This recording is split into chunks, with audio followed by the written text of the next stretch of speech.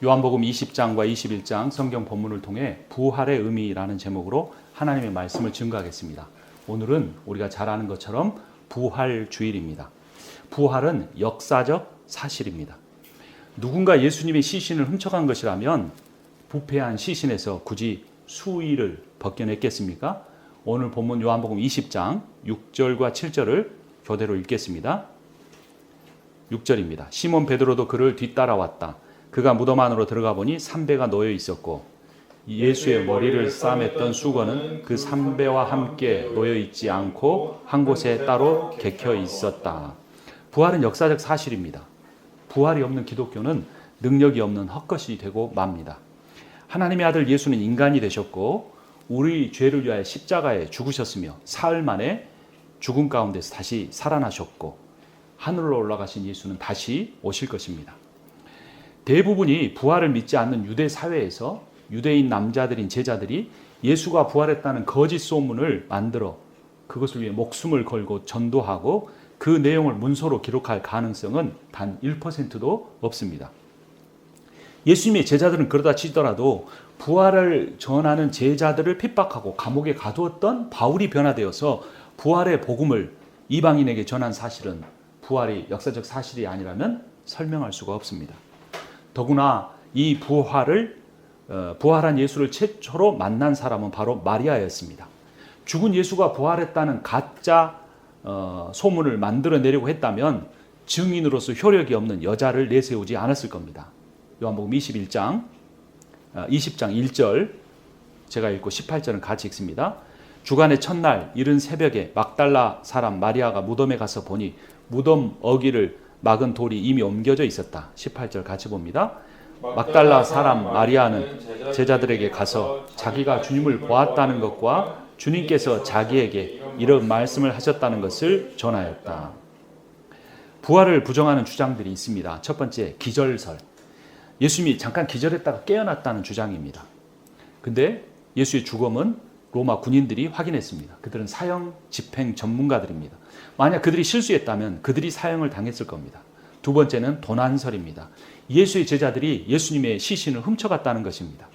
그런데 사실 그들은 예수를 버리고 도망간 겁쟁이들이었습니다. 로마군이 지키는 무덤에서 돌문을 치우고 예수의 시신을 훔쳐갈 용기도 능력도 없는 사람들이었습니다. 세 번째는 착각설입니다. 제자들이 예수가 무덤이 아닌 다른 빈 무덤을 찾아갔다는 겁니다.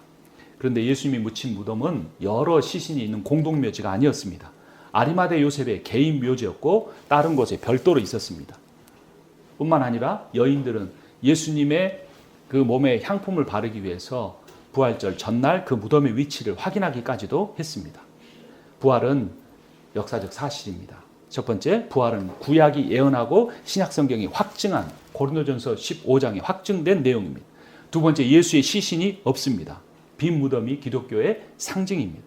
세 번째, 예수의 부활을 목격한 수백 명의 사람들이 있었습니다. 네 번째, 겁쟁이 제자들이 변화되어 담대히 부활을 증거하다 죽어갔습니다. 이러한 사실을 볼 때 부활은 역사적 사실입니다. 그런데 이 역사적 사실인 부활을 1년에 딱 한 번 부활절 절기로 지키는 것은 어떤 의미를 가질까요? 절기를 지키는 것이 교회의 역사의 전통이긴 하지만 바람직하지는 않습니다. 왜냐하면 신앙의 절기화가 복음의 종교화를 가져오기 때문입니다. 특히 성금요일이나 부활주일, 사순절 이런 거는 정말 바람직하지 않습니다. 예수님의 십자가 정신이나 부활의 의미는 1년 내내 묵상하고 따라야 할 복음의 핵심이기 때문입니다. 여러분 영어로 부활절 인사를 어떻게 하죠? 해피 이스터 그죠? 이스터가 무슨 뜻일까요, 여러분? 생각해 본 적이 있습니까? 저는 영어를 잘 못해서 해피 이스터가 무슨 말인지 처음에 미국에 와서 몰랐는데 찾아보니까 영국의 봄의 여신인 에오스트레의 이름입니다. 이 이름은 페니키아 여신으로는 아스트르테이고 가나안 여신 아스다로드에게서 나왔습니다.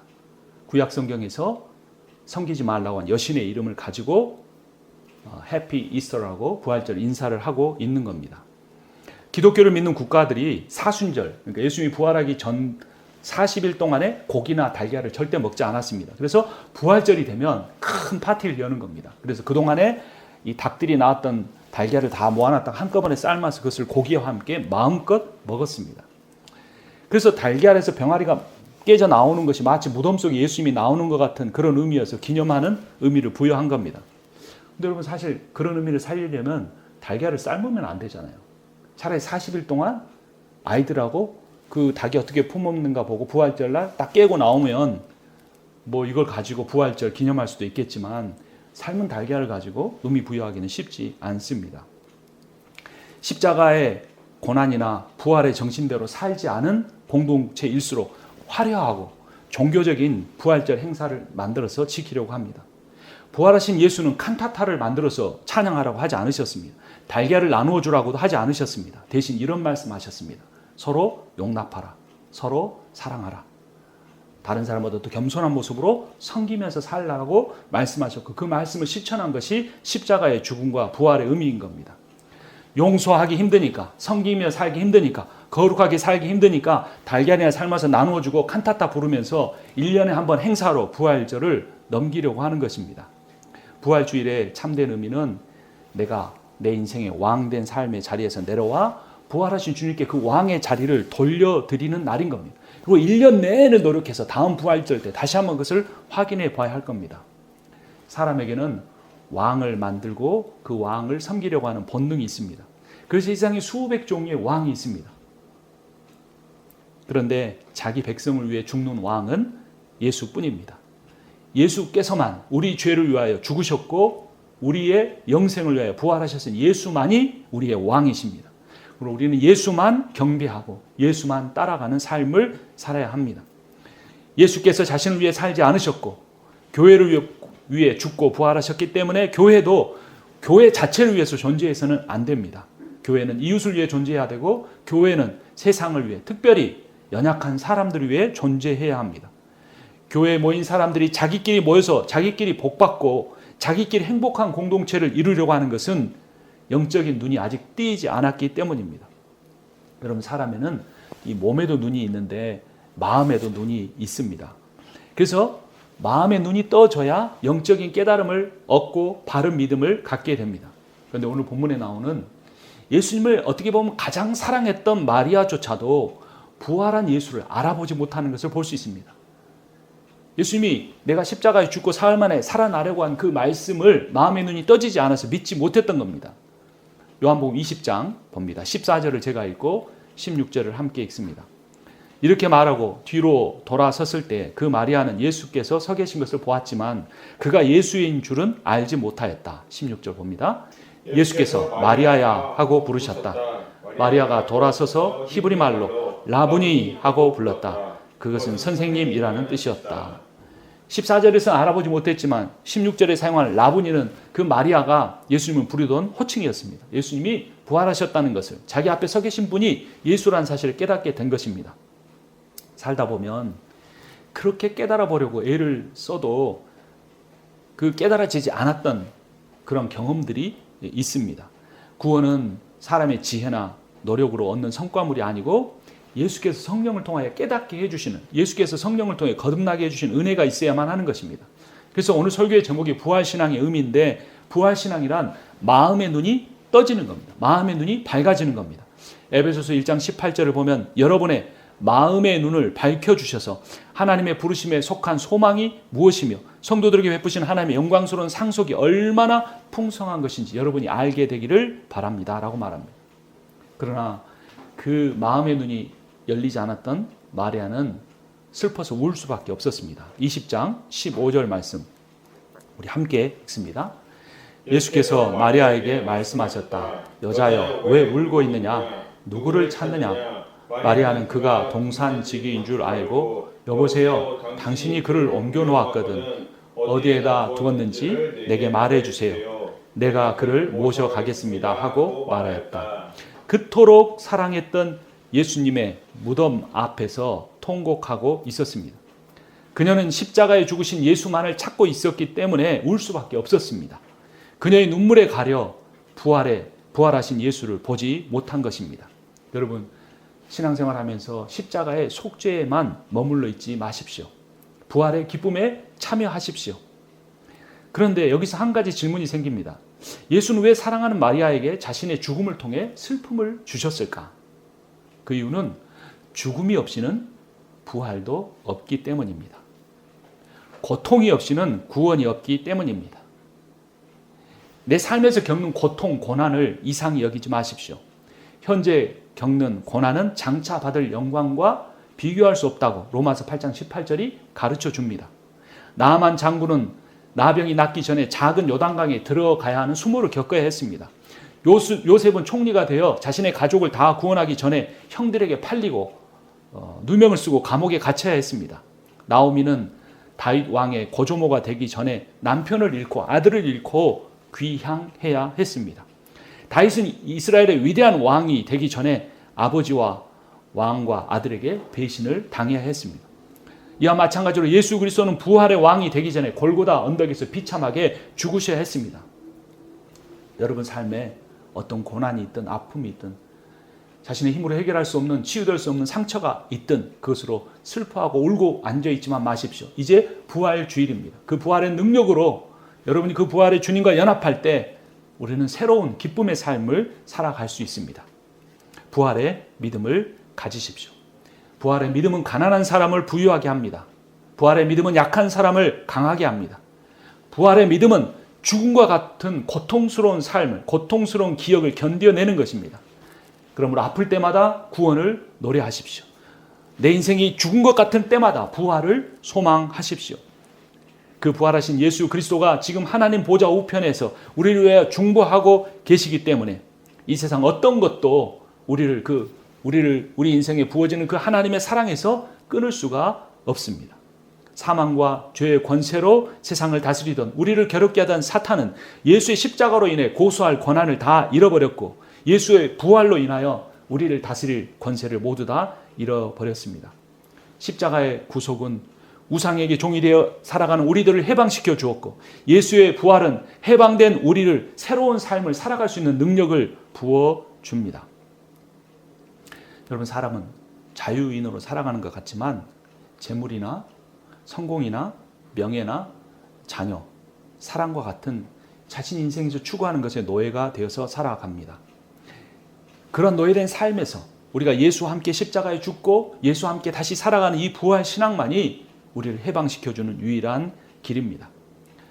부활의 믿음은 현재 내가 겪고 있는 질병이나 내가 겪고 있는 가난함이나 두려움이나 나이 들어감이나 어떤 외모적인 거나 능력이 부족함이나 빈곤이나 소외 같은 모든 것들을 극복하고 내가 하나님 앞에 쓰임받을 수 있다는 믿음을 갖게 해 줍니다. 20장에서 마리아가 부활을 목격한 최초의 여인으로 나온다면 21장에는 그 부활을 목격하고도 도망간 비겁한 베드로의 이야기가 나옵니다. 베드로는 예수님의 부활을 목격하고도 고기를 잡으러 가버렸습니다. 옛 생활로 돌아가 버린 것입니다. 예수를 믿은 뒤에 우리의 삶에도 옛 습관이 우리를 끈질기게 쫓아다니면서 괴롭게 합니다. 일어설만 하면 무너뜨리고 다시 회복된 것 같으면 또 죄의 습관으로 돌아가게 만듭니다. 그래서 바울은 로마서 7장 24절에서 이렇게 절규했습니다. 나는 비참한 사람입니다. 누가 이 죽음의 몸에서 나를 건져주겠습니까? 예수님은 도망간 베드로와 제자들을 찾아가셨습니다. 그리고 그들을 위해 식탁을 준비하십니다. 로마서 21장으로 가봅니다. 9절 말씀 우리 함께 읽습니다. 그들이 땅에 올라와서 보니 숯불을 피워 놓았는데 그 위에 생선이 놓여 있고 빵도 있었다. 요한은 예수님이 피우신 숯불을 왜 강조했을까요? 이 베드로가 유대인들이 피우는 그 숯불 불가 앞에서 예수를 3번 모른다고 부인했기 때문입니다. 부활하신 예수는 이제 자신이 피운 불가에서 자신을 배신할 베드로를 용서하시고자 하는 것입니다. 그래서 네가 나를 사랑하느냐고 3번 물으셨습니다. 그 중에 첫 번째 말씀 15절을 우리 함께 읽도록 하겠습니다. 그들이 아침 먹은 뒤에 예수께서 시몬 베드로에게 물으셨다. 요한의 아들 시몬아, 내가 이 사람들보다 나를 더 사랑하느냐? 베드로가 대답하였다. 주님, 그렇습니다. 내가 주님을 사랑하는 줄을 주님께서 아십니다. 예수께서 그에게 말씀하셨다. 내 어린 양떼를 먹이라. 예수님께서 베드로에게 네가 나를 더 사랑하느냐라고 하신 질문은 예수께서 베드로에게 내가 너를 가장 사랑한다라고 고백하는 의미였습니다. 그래서 베드로는 자신을 3번 부인했을 뿐만 아니라 부활하신 예수마저 배신하고 도망갔던 자신 앞에 변함없는 사랑을 고백하시는 예수 앞에 무릎을 꿇었습니다. 그래서 베드로는 부활 전 예수와 부활 전에 예수를 만났던 베드로와 부활 후에 예수를 만났던 베드로의 삶은 완전히 달라졌습니다. 과거에 베드로는 주님을 향한 자신의 사랑을 드러내고자 했습니다. 제가 주님을 위해서 무엇을 할 수 있을까요? 근데 이제 베드로는 주님의 자신을 향한 사랑에 붙잡혀 살게 되었습니다. 우리가 주님을 위해서 무엇을 하는 것이 아니라 주님이 이미 우리를 위해서 완벽하게 이루어 놓으신 그 구원을 누리며 사는 것입니다. 주님이 성령을 통하여 우리에게 이미 부어주신 그 능력을 누리며 살게 되는 것입니다. 과거의 베드로는 다른 제자와의 비교에서 자기 정체성, 아이덴티티를 찾았습니다. 이제는 다른 사람을 내려놓고 주님과의 사랑의 관계에서 자신의 정체성을 찾게 됐습니다. 여러분, 부활신앙이 무엇입니까? 오늘 부활주일 예배를 지난 뒤에는 절대로 자기 자신을 다른 사람과 비교해서 자기 정체성을 찾으려고 하지 마십시오. 여러분, 하나님 앞에서 절대적인 존재입니다. 하나의 흠도 없는 온전한 하나님의 사랑받기에 충분한 존재임을 기억하시며 사는 것이 바로 부활신앙입니다. 그래서 부활신앙이란 내가 복음 안에서 누군지 깨닫게 되는 것입니다. 여러분은 주님의 사랑받는 자녀들이요, 그 사랑은 절대로 변함이 없는 것입니다. 부활의 주님을 개인적으로 그리고 인격적으로 다시 만난 베드로는 그 뒤로 변화되었습니다. 부활의 능력이 베드로의 삶에 주어졌기 때문입니다. 수없는 실패를 거듭했던 베드로가 이제는 달라졌습니다. 이제는 자신의 노력으로 하지 않고 자신의 열정으로 하지 않고 부활하신 예수의 사랑만 붙들며 살겠다고 다짐했기 때문입니다. 여러분, 왜 우리가 거룩하게 살려고 하는데 자꾸 실패할까요? 왜 성화가 잘 되지 않는 걸까요? 그것은 내가 노력을 하지 않기 때문이 아니고 내 힘으로 하려고 하기 때문입니다. 하나님께 맡기지 않기 때문에 그렇습니다. 부활신앙이란 내가 완전히 죽고 완전히 주님께 맡기는 것입니다. 죄는 빠지지 않으려고 하면 더 빠져 들어가는 늪과 같습니다.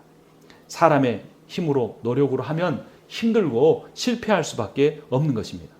그래서 죄란 혼자 하려는 것이고 부활신앙이란 예수와 함께하고 예수를 따라가려고 하는 것입니다. 혼자 하려고 하지 말고 예수를 따라가십시오.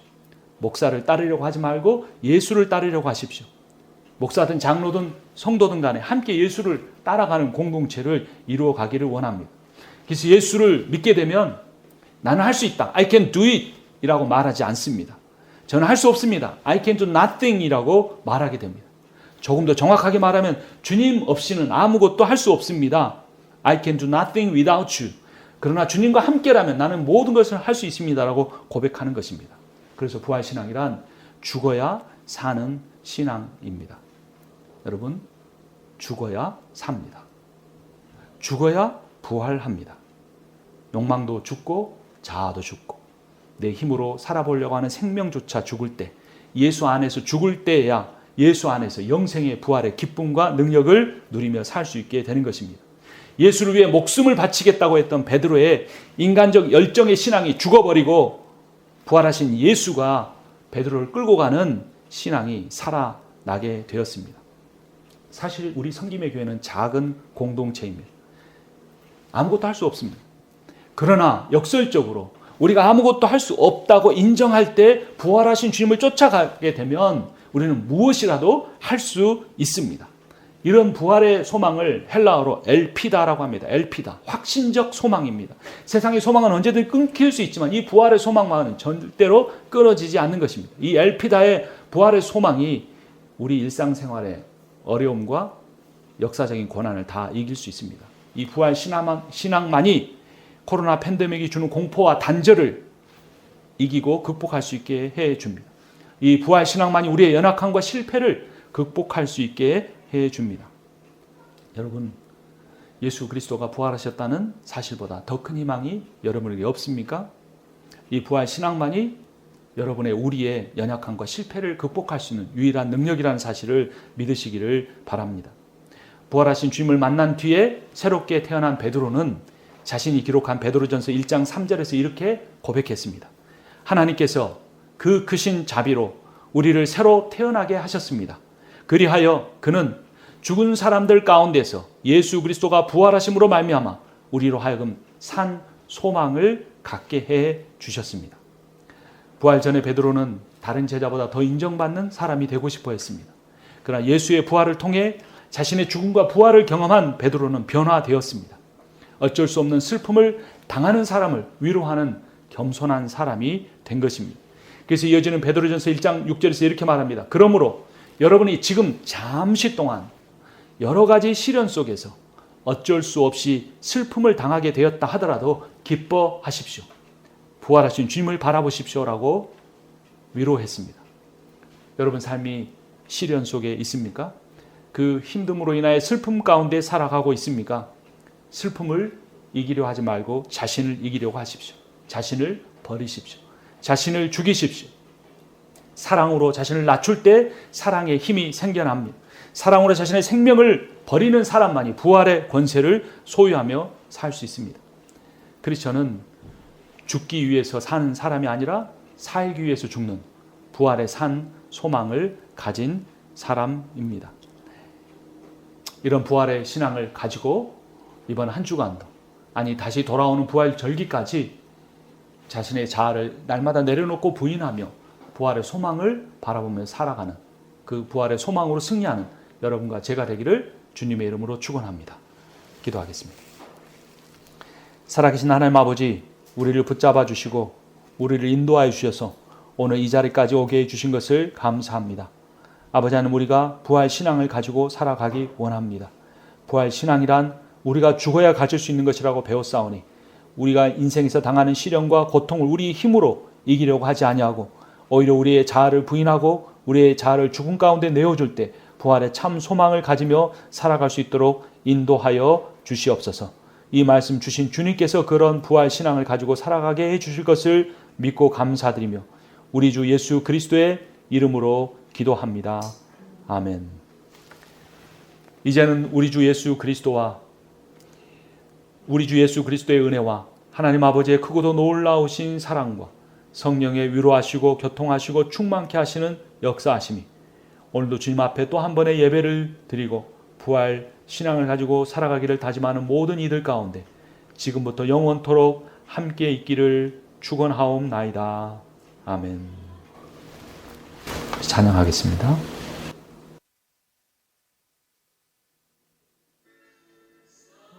보하라,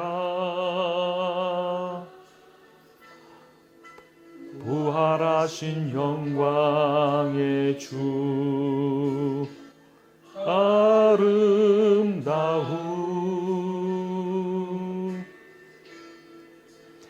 영광의 주를 보라.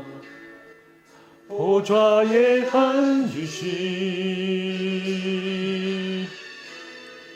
그 어린 양 예수,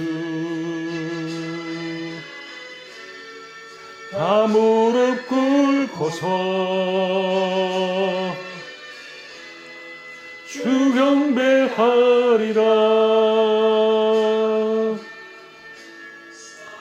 보하라, 부활하신 영광의 주, 하나님과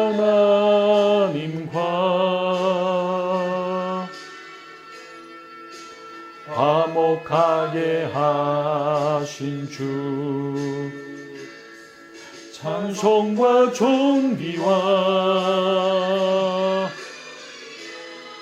영광과 능력을 영원토록